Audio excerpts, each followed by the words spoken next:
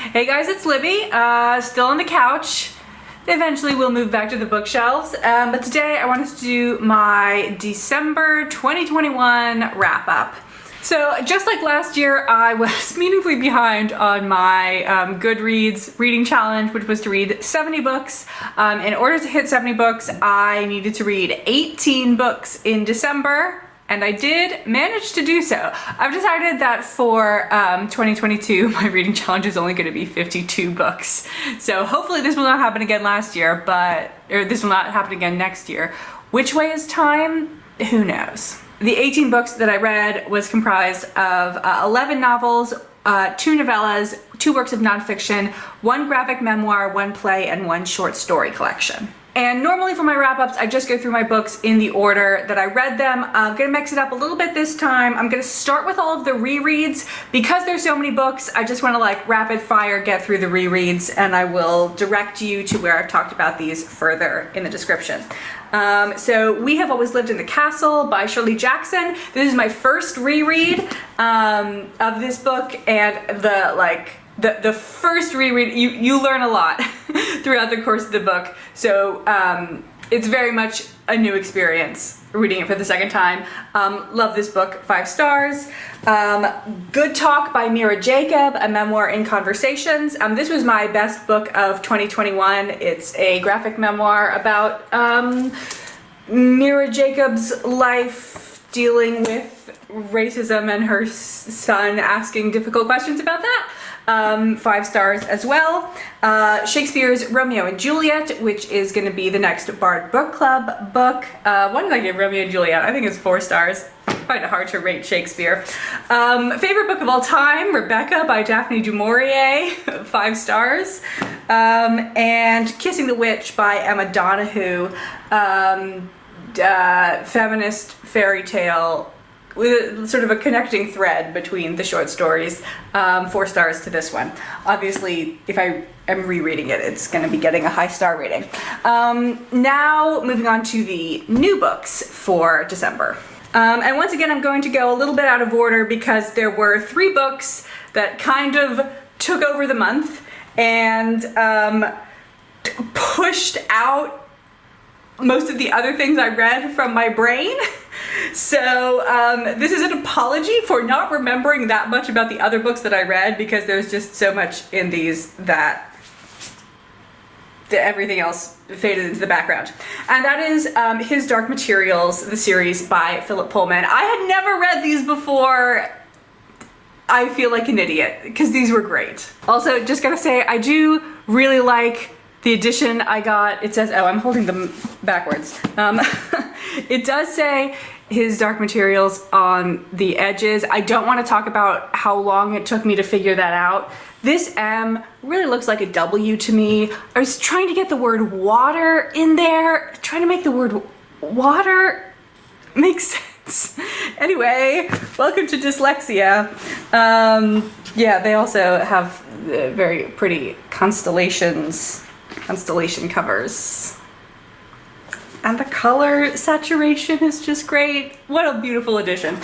Yeah, so these books, this trilogy, I feel like I'm probably one of the last people to have read it. This trilogy consists of The Golden Compass, which in the UK is published under the title Northern Lights, The Subtle Knife, and The Amber Spyglass.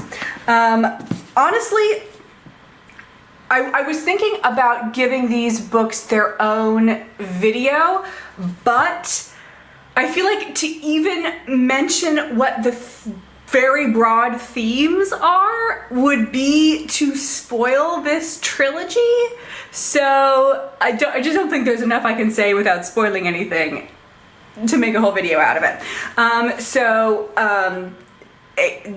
Just to cover what happens in like the first 2 chapters, which is really all you can get to before you start ruining things. We're set in a kind of fantasy, kind of steampunky, a lot of like Zeppelin travel, airship travel, version, like magical version of like magical alternate universe. And our heroine is a, what is she? She's like 12, 13, 14-year-old girl named Lyra, and she is constantly accompanied by her demon, Laymon. In this world, everyone has a demon, which is an animal, which is kind of their soul. That sort of hangs around with them, and Lyra sneaks into a room and overhears a meeting and a conversation that she was not intended to hear, and this sets her off on some truly wild adventures. The first 2 books I hands down adored. Like, I can technically make some nitpicky critiques. Like, I think Laymon was a pretty major character in the first book. In the second and third books, it kind of seems like Philip Pullman didn't know as much what to do with him, and the characters seem to get attached to each other more quickly than is reasonable. But honestly, overall, I just thought that like the world and the commentary on our world that it provokes is so great and like original. Yeah. So I give the first 2 books 5 stars. The third book I gave a 4.5. I listed this as a 5 on Goodreads because Goodreads still does not allow half-star ratings. So yeah, 4.5 to this because like the very end, like the last couple of chapters, you know, after we've done like the climax and resolved the main part of the plot, got a little weird. If you've read it, you know what I'm talking about. So I'm remaining open. I'm already planning a reread for this series. And I think on a reread, it's possible that I will be like, I get it, this works, I like it now. It's also possible that on reread, I will change my rating for all of these books to 3 stars. I know some people are not that impressed by this series. And I think it's totally possible that will be me once I'm sort of less caught up in all of the like exciting plot and cosmological reveals. So yeah, that's all I have to say about his Dark Materials. Currently 5 stars. Look forward to my thoughts on a reread in like either this year or next year. Okay, now going in order through the rest of the things I read, which I have forgotten a lot about, unfortunately. So the first thing I finished in the month of December was Passing by Nella Larsen. This is it's only 160 pages. Maybe I should have listed that as a novella as well as a novel. It's fairly short. So this was written in the 1920s. It's set in the 1920s. It's about a light-skinned black woman who is not currently passing, but she meets another woman who is passing, is married to a white man, is married to a racist white man, and it's sort of our heroine's reactions, which are mainly negative, to this woman who's passing, and the occasional forays that she makes into passing herself and how she feels about that. So 4 stars to Passing by Nella Larsen. Okay, next one. This is going to be controversial. I read Venetia by Georgette Heyer. I did not like it. My mom is a massive Georgette Heyer fan. She owns like 1 million Georgette Heyer books from, you know, she bought them in the 70s and like still has her original copies. Heyer was writing earlier than the 70s, but that's when my mom got her books. I know a lot of people like rank Georgette Heyer right next to Jane Austen, who Heyer was sort of trying to emulate. And I was so disappointed. Let me know if Venetia is bad, like if I just picked the worst book. It's got a 4.11 rating on Goodreads, so I don't think that I just read the one bad Georgette Hare. But this book is so much hornier than I was expecting. So Georgette Hare is known as sort of the originator of the modern Regency romance. I'm using a broad definition of modern to mean like 20th century. And I enjoy several like 21st century Regency romance novels, which tend to be quite silly. Not all of them are silly, but the ones I like are silly. I'm normally fine with extremely dark literature, but in romance novels, the worst thing that could happen needs to be they don't end up together. Like, I don't want even to have to think about anybody's gonna die, anybody's gonna go to prison, anyone's gonna lose a leg to gangrene. No, thank you. So yes, they're quite silly, quite historically inaccurate because they are really like wanting to make their characters appealing to a modern audience. And a lot of historical people would not have been that appealing. And they also have explicit sex in them. Not all 21st century Regency romance novels have explicit sex, but it's pretty common. And it's always there in the ones that I read. And then, you know, in no way do I associate 21st century Regency romance, like Tessa Dare is my favorite author. In no way do I associate Tessa Dare with Jane Austen. Like, these are not the same genre. They're both set in the early 19th century, about posh people falling in love. These books are not similar at all. And I had been led to believe that Georgette Hare, although she initiated this like the idea of the Regency period as a setting for romance novels, that she was much closer to Jane Austen than to Tessa Dare. I always heard about like how much research she put into her books, and like she was unique in putting this amount of research into historical romance. She would sometimes like insert sort of fake facts, and she got some people on like plagiarism suits because they had like used those facts that she had made up. So I went into Venetia expecting a Jane Austen novel. It in no way is a Jane Austen novel.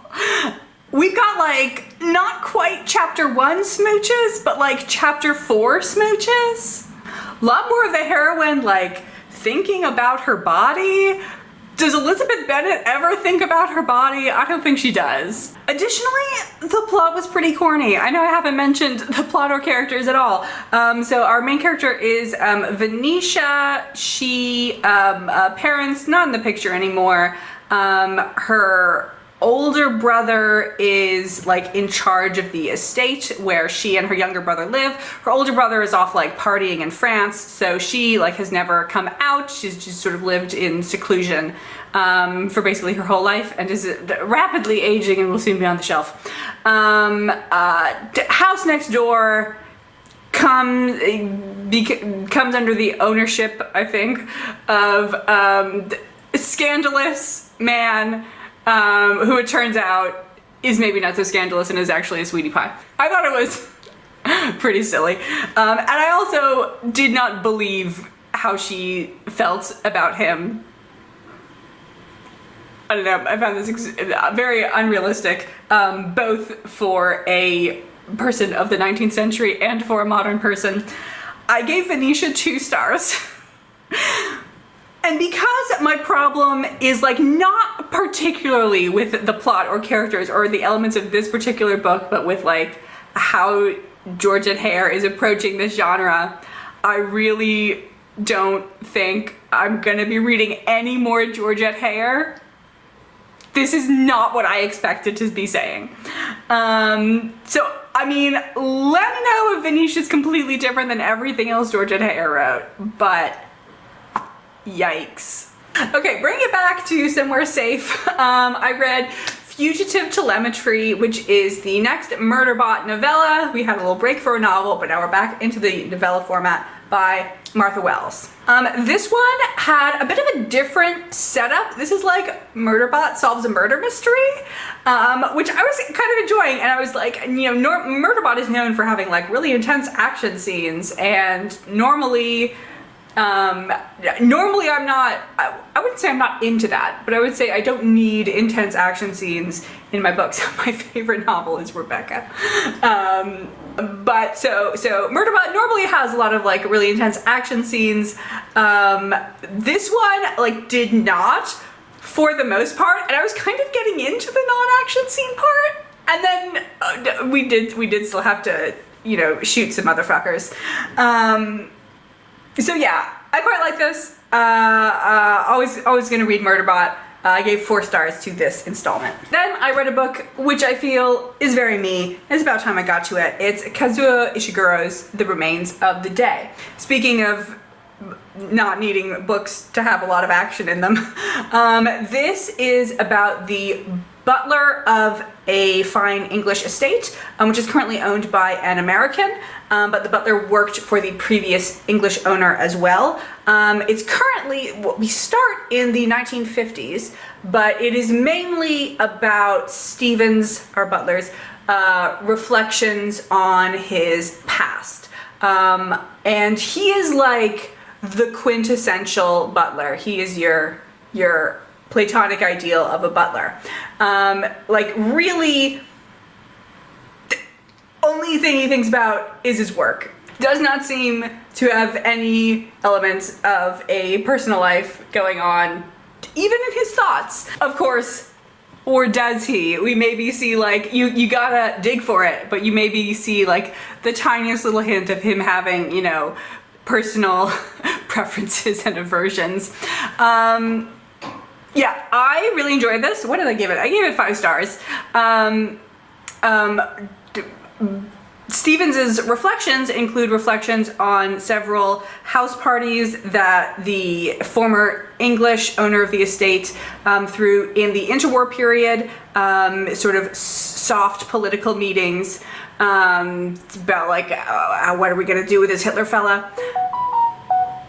I've got a message. Oh, it snowed at my parents' house. Oh, that's a good snow. This is quality video content.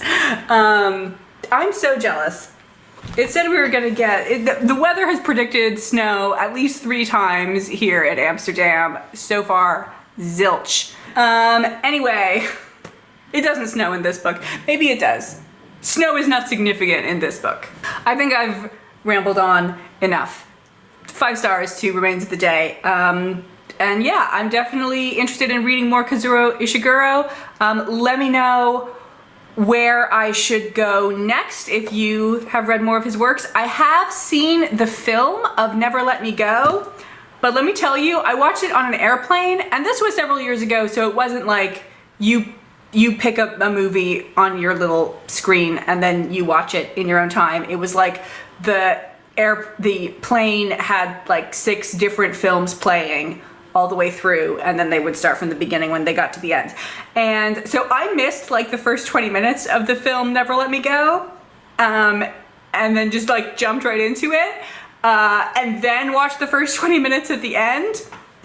If you know the story, you can imagine that this gave me an extremely bizarre watching experience. I was so lost. Next up, more nonfiction. I read Heavy, an American memoir by Kiese Laymon. Laymon was born and mostly grew up in Jackson, Mississippi, and he is currently a professor of English at Vassar College. And I became interested in this book several years ago when I heard an interview with Laymon.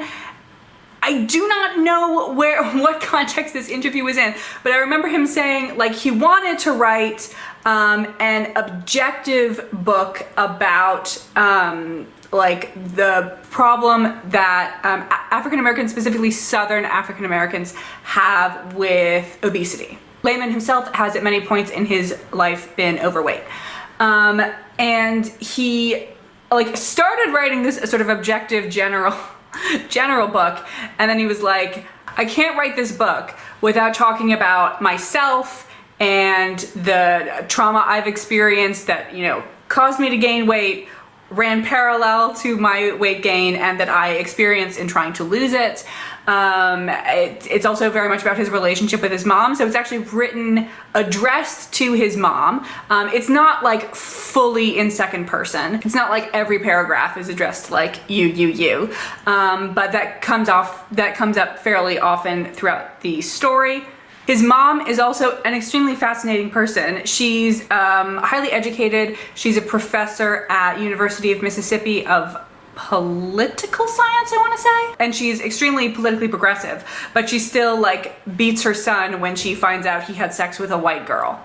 Overall, this is interesting, but extremely bleak. Lot of really bad stuff happens. You will hear about sexual abuse of minors, parental abuse, and gambling addiction. There's this one like really difficult scene where both Laymon and both Kiese and his mother develop a gambling addiction and are lying to each other about it. They don't live with each other at this point, but he goes to a casino, sees his mom there, and just like doesn't talk to her at all. I gave Heavy 4 stars. Then, switching over to something lighter, I read a nice little middle grade. Oh, I should mention that his Dark Materials, technically middle grade, I think.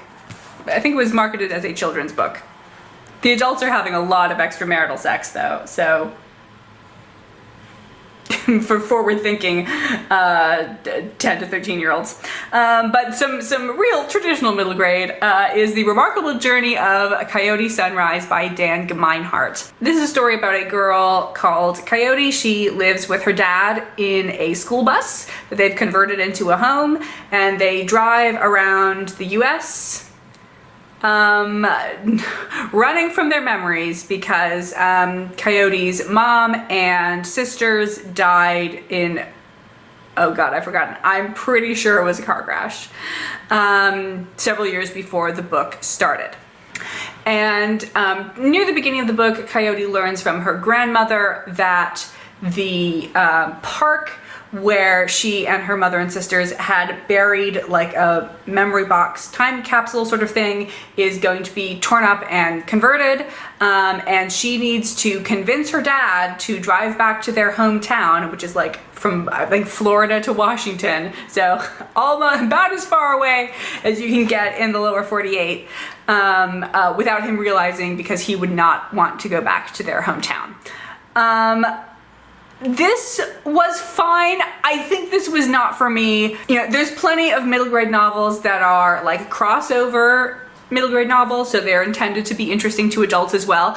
I don't think this was intended to be interesting to adults as well, and I, an adult, was not really interested in it. I think it went like a little too slowly at the beginning, and I appreciated that there was an emphasis on showing, not telling, about, you know, Coyote's living situation, but I think there was a little bit too much of it, and sort of the stakes were not really the sorts of stakes I was interested in.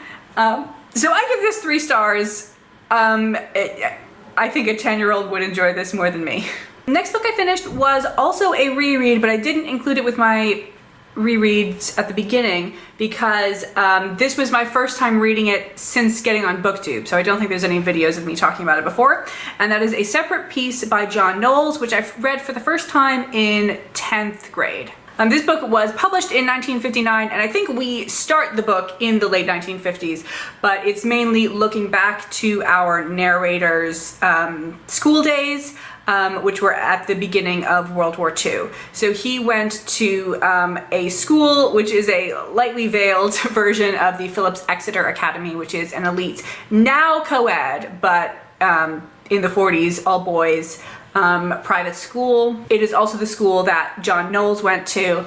And our protagonist, Gene, it's about his relationship with his friend Finney, who he also kind of hates. Gene is extremely intelligent, you know, could easily be top of his class, and also fairly good at sports. Finney, not really an academic, but like extremely physically gifted.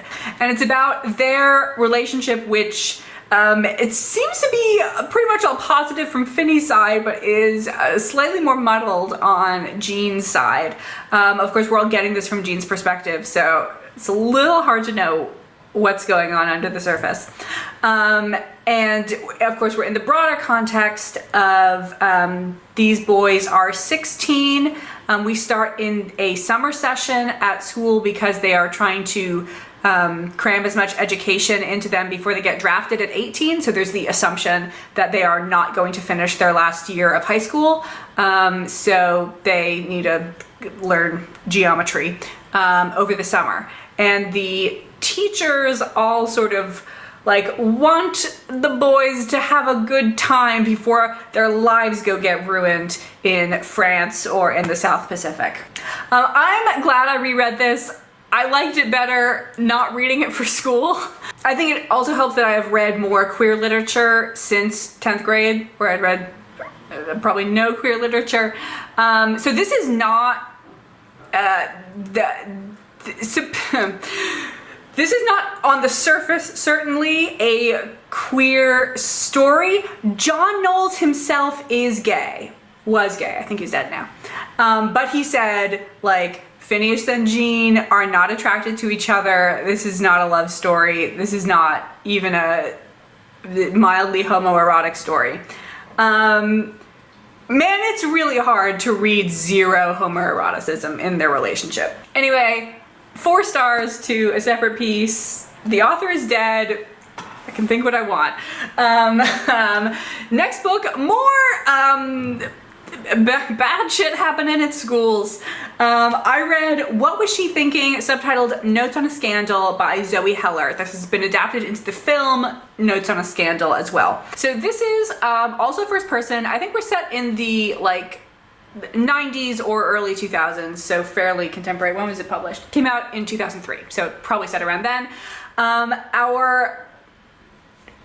Let's call her the main character, Barbara, is an older woman. She's a history teacher at a school, and unlike Phillips Exeter, this is not a very nice school. I think we're in London. Maybe we're not in London. We're somewhere in England. Yeah, this is definitely not the elite school. This is the problem school. And into this school comes the idealistic young pottery teacher, and also extremely attractive pottery teacher, Sheba. Don't remember her last name. So yeah, she kind of gets chewed up by the students. But Sheba, after several months of school, sort of forms a friendship with Barbara and reveals to Barbara that she is having an affair with, it's not one of her students, but it is one of the students at the school. We know at the beginning of the book that Sheba and the student get discovered, and like Sheba's life very much ruined. Sheba is also married and has her own children. So that's like the plot of the book. But what the book is actually about is what a miserable person Barbara is. She really epitomizes the axiom, if you think everyone around you is an asshole, you're the asshole. Like, she doesn't realize this, and we're getting this first person from her. Like, she's, you know, writing down, she in the text, she knows that she is writing down this book. And she seems kind of unaware of just how mean and snobbish and nitpicky she is about everyone. So I thought this was very interesting, but man, is it unpleasant to read. I gave this 3 stars. I do recommend it, but be prepared to be in a bad mood. 3.5, honestly, is 3.5. And then last book, very short, let's see if I can get through it in a short amount of time, was The Spring of Joy, A Little Book of Healing by Mary Webb. You guys know I've been on a bit of a Mary Webb kick. This is non-fiction, and it's just sort of a collection of nature writing. So Mary Webb developed a chronic illness, Graves' disease, when she was like a teen or early 20s. This made her very tired. It also gave her an unusual appearance. So Graves' disease causes protruding eyeballs and also a swollen, what's it called?